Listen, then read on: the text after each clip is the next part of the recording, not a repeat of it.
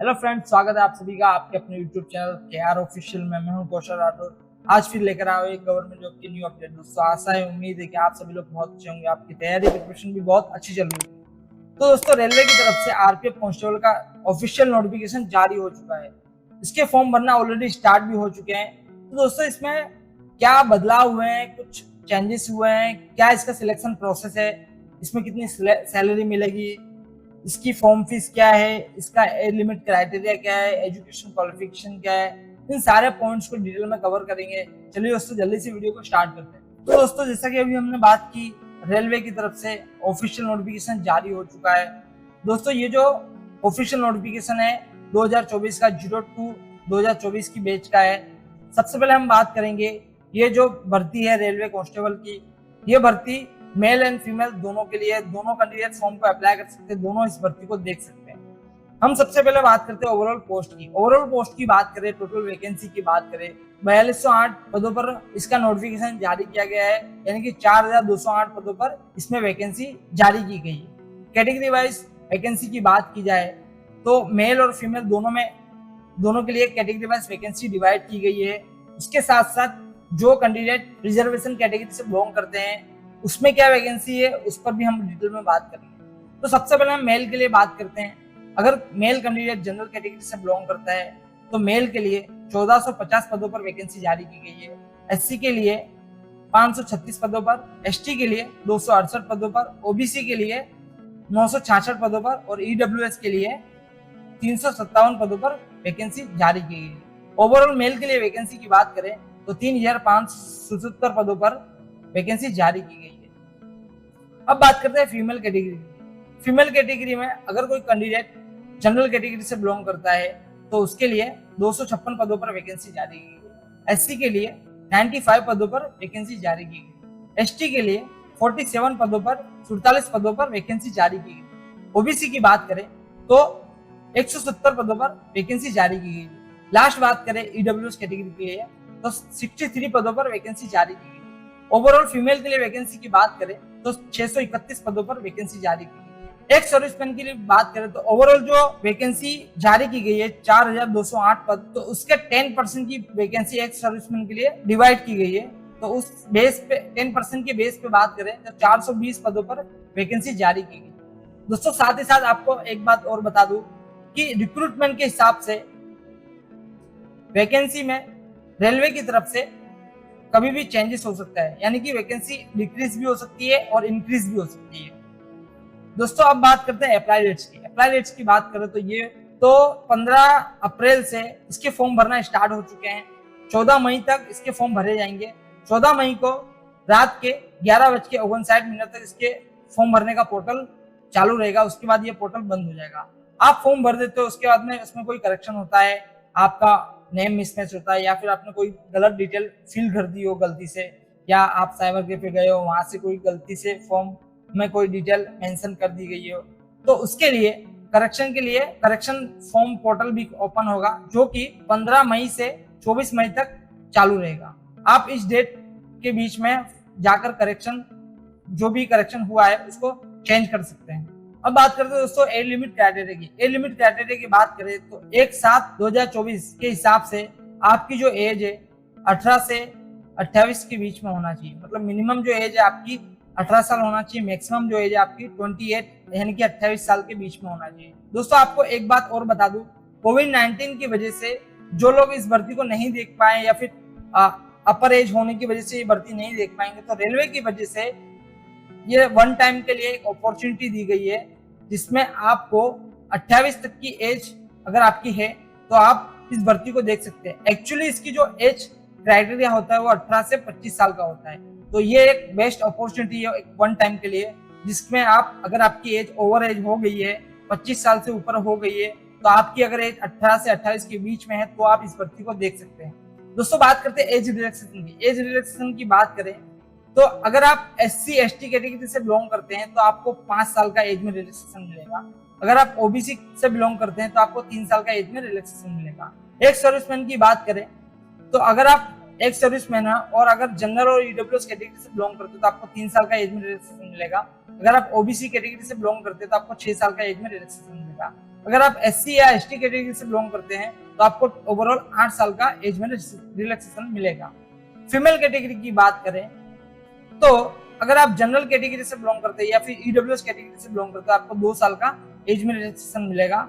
अगर आप OBC category से बिलोंग करते हैं तो आपको 5 साल का एज में रिलैक्सेशन मिलेगा। अगर आप SC या ST कैटेगरी से बिलोंग करते हैं आपको ओवरऑल 7 साल का एज में रिलैक्सेशन मिलेगा। दोस्तों एजुकेशन क्वालिफिकेशन की बात की जाए तो मिनिमम जो एजुकेशन क्वालिफिकेशन का क्राइटेरिया रखा गया है वो 10th पास का रखा गया है। अगर आपने किसी भी बोर्ड से 10th पास किया है, 10th क्वालिफाई किया है CBSE बोर्ड से या फिर स्टेट बोर्ड से, तो आप इस भर्ती के लिए एलिजिबल रहेंगे, आप इस भर्ती के लिए फॉर्म भर सकते हैं, इस भर्ती को आप देख सकते हैं। दोस्तों सिलेक्शन प्रोसेस की बात की जाए तो रिक्रूटमेंट प्रोसेस में सबसे पहले जो आपका CBT होगा मतलब कि कंप्यूटर बेस्ड टेस्ट होगा, उसके बाद में जो आपका PET और PMT होगा मतलब कि फिजिकल एफिशिएंसी टेस्ट और फिजिकल मेजरमेंट टेस्ट होगा। उसके बाद में जो है आपका डॉक्यूमेंट वेरिफिकेशन होगा मतलब DV होगा। उसके बाद में आपका लास्ट मेडिकल होगा। उसके बाद में आपका एक फाइनल मेरिट लिस्ट आएगा और उसके बाद में आपका सिलेक्शन हो जाता है तो उसमें आपका ट्रेनिंग स्टार्ट होगा। सबसे पहले हम CBT की बात करते हैं। CBT की बात करें तो इसमें जो आपका एग्जाम का जो लेवल होगा वो 10th के बेस पे होगा। आपको एग्जाम के लिए ओवरऑल 90 मिनट्स का टाइम दिया जाएगा। ओवरऑल क्वेश्चन की बात करें तो 120 यानी कि 120 क्वेश्चन की आपकी एग्जाम होगी। सही आंसर का 1 मार्क्स होगा। इसमें नेगेटिव मार्किंग भी है, 1/3 मार्क्स की नेगेटिव मार्किंग रहेगी मतलब 0.25 मार्क्स की नेगेटिव मार्किंग रहेगी। आपकी रिटर्न एग्जाम यानी कि CBT के बाद में आपका नॉर्मलाइजेशन प्रोसेस होगा। आपका रिटर्न एग्जाम हो जाता है तो उसके बाद में जो आपको मिनिमम जो क्वालिफाइंग मार्क्स लाना रहेगा वो अगर आप जनरल EWS या OBC कैटेगरी से हो तो आपको मिनिमम ओवरऑल जो है एग्जाम का 35% मार्क्स लाना कंपलसरी रहेगा। मतलब कि अगर आप जनरल कैटेगरी से बिलोंग करते हैं या EWS OBC कैटेगरी से बिलोंग करते हैं तो आपको मिनिमम 42 मार्क्स लाना कंपलसरी रहेगा। अगर आप SC या ST कैटेगरी से बिलोंग करते हैं तो आपको ओवरऑल पेपर का 30% लाना कंपलसरी रहेगा मतलब कि 36 मार्क्स लाना कंपलसरी रहेगा, तभी आप एग्जाम में क्वालिफाई कर पाओ। सब्जेक्ट सिलेबस की बात की जाए तो सबसे पहले आपका जो है अर्थमेटिक्स से 35 क्वेश्चन रहेंगे, जनरल इंटेलिजेंस से एंड रीजनिंग से 35 मार्क्स के क्वेश्चन रहेंगे एंड लास्ट जो है जनरल अवेयरनेस यानी कि GK से 50 मार्क्स के क्वेश्चन रहेंगे। तो ये ओवरऑल जो है आपका सब्जेक्ट सिलेबस रहेगा। अब बात करते हैं दोस्तों फिजिकल की बात करें तो इसमें आपका PET और PMT दोनों होगा।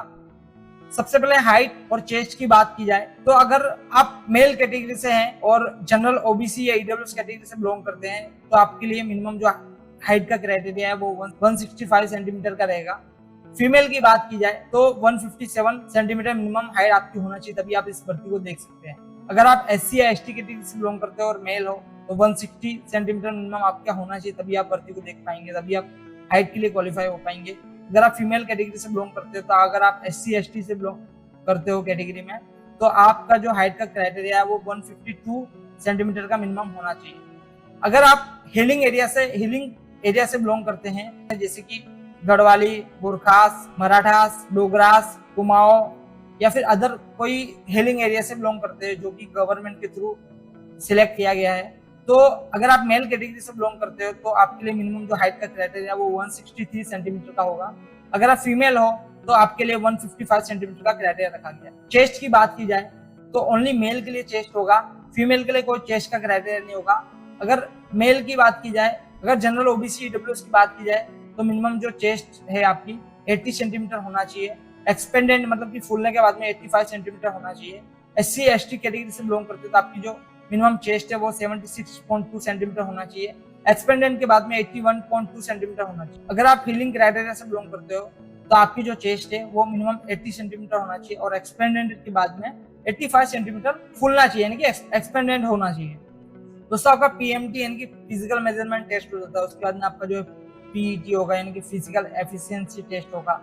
मेल और फीमेल दोनों के लिए रनिंग का क्राइटेरिया अलग अलग रखा गया है। मेल के लिए जो है 1600 मीटर की रनिंग होगी जिससे मेल को 5 मिनट 45 सेकंड का समय दिया जाएगा और फीमेल को 800 मीटर की रनिंग होगी जिसके लिए फीमेल को 3 मिनट 40 सेकंड का समय दिया जाएगा। उसके बाद में आप फीमेल और फीमेल दोनों के लिए रनिंग का क्राइटेरिया होगा, दोनों रनिंग क्लियर कर लेते हैं तो उसके बाद में आपका लॉन्ग जंप होगा और हाई जंप होगा। लॉन्ग जंप की बात करें मेल के लिए तो 14 फीट की लॉन्ग जंप होगी और फीमेल की बात करें लॉन्ग जंप की तो 9 फीट की लॉन्ग जंप होगी। हाई जंप की बात करें मेल के लिए तो 4 फीट की मेल के लिए हाई जंप होगी और फीमेल के लिए 3 फीट की हाई जंप होगी।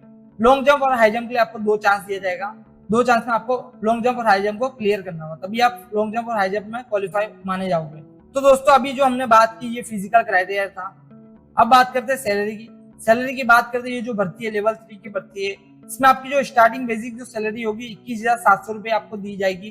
तो दोस्तों इस भर्ती से रिलेटेड मैंने आपको सारी जानकारी, सारी डिटेल्स मैंने आपको प्रोवाइड कर दी है। फिर भी आपको कोई क्वेश्चन है, कोई भी क्वेरी है तो आप कमेंट के थ्रू मुझे शेयर कर सकते हैं। अगर आप इस भर्ती में इंटरेस्ट रखते हैं और इस फॉर्म को आप भरना चाहते हैं, दोस्तों अगर आप इस भर्ती में इंटरेस्ट रखते हैं और इस फॉर्म को आप भरना चाहते हैं तो इस भर्ती का जो ऑफिशियल रेलवे का जो ऑफिशियल वेबसाइट है उसको मैंने डिस्क्रिप्शन में ऐड कर दिया, आप वहां पर जाके फॉर्म को भर सकते हैं। दोस्तों वीडियो आपको अच्छा लगा तो वीडियो को लाइक करें, शेयर करें। इसी तरह के न्यू अपडेट के लिए चैनल को सब्सक्राइब करिए। चलिए दोस्तों मिलते हैं नेक्स्ट अपडेट के साथ नेक्स्ट वीडियो में, तब तक के लिए all the best, best of luck.